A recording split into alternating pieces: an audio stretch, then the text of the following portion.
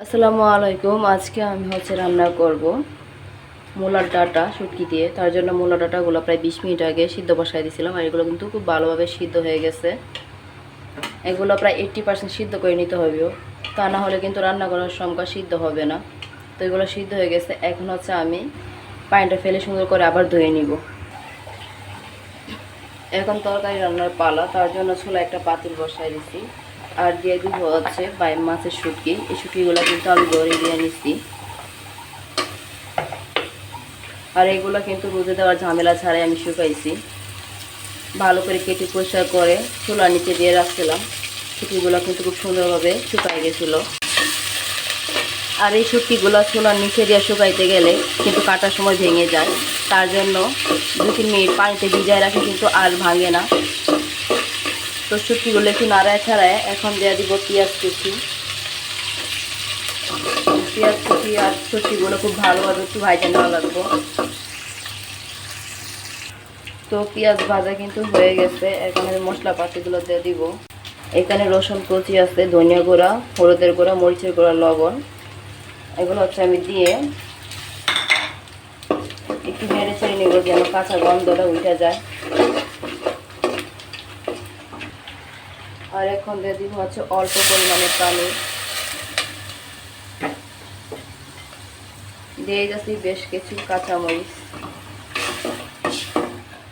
এখন মশলাটা একটু সুন্দর করে কষায় নিতে হইব। তো মশলাটা কিন্তু খুব ভালোভাবে কষে গেছে। এখন দিয়ে দিব আলু। আলুগুলো কিন্তু আমি এরকম চিকন চিকন করে কেটে নিয়েছি, যেন মূলা ডাঁটাগুলোর সাথে খুব প্রপারলি মিশে, সেই জন্য। আলুগুলো দিয়ে একটু নাড়ায় ছাড়ায় এখন দিয়ে দিব মূলা ডাঁটাটা, যেটা আমি সিদ্ধ করে রাখছি।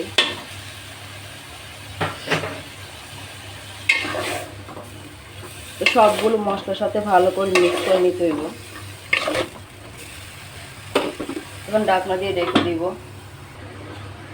কিছুক্ষণ পর ঢাকনাটা তুলে আবার কিন্তু নাড়া ছেড়ে দিতে হবে।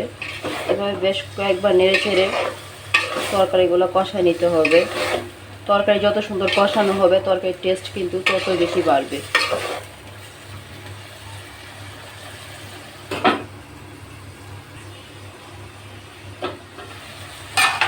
এটা কিন্তু খুব সুন্দরভাবে কষে গেছে, একটুও পানি নাই, সব পানিটা শুকিয়ে গেছে। আর খুব সুন্দর একটা স্মেলও বের হয়েছে শুটকিগুলার। তো এখন পানি দিয়ে দিব।